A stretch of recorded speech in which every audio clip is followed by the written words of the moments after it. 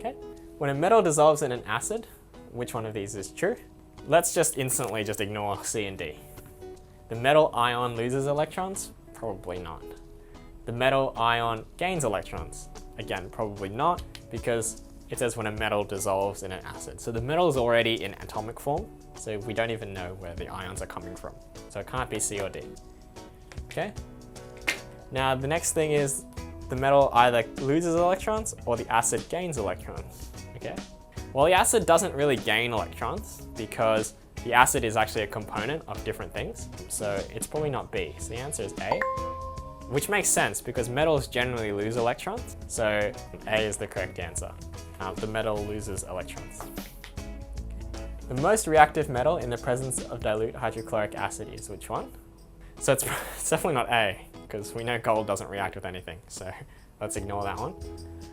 Tin, okay? Tin is an interesting one. Would it react a lot with acid? Probably not.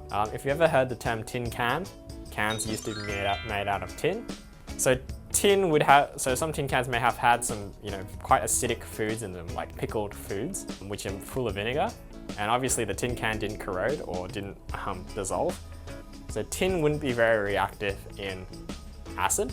And iron would react with acid, but not very quickly. But if you look at calcium, calcium is extremely reactive. So it's very likely to react very strongly with acid. So calcium is our answer. Okay. Which of the following properties of copper makes it more useful than iron in plumbing? Well, obviously, if it's more expensive, it's not more useful. So it's not A. We don't know, well, malleability is not a big deal in plumbing. So B is probably not a useful solution either. And D, having a shiny surface, you could make iron pretty shiny as well. You could just coat iron, so it's not D. But the key thing is that copper has a much lower reactivity with oxygen and water. So essentially, you know that iron rusts when it's with water.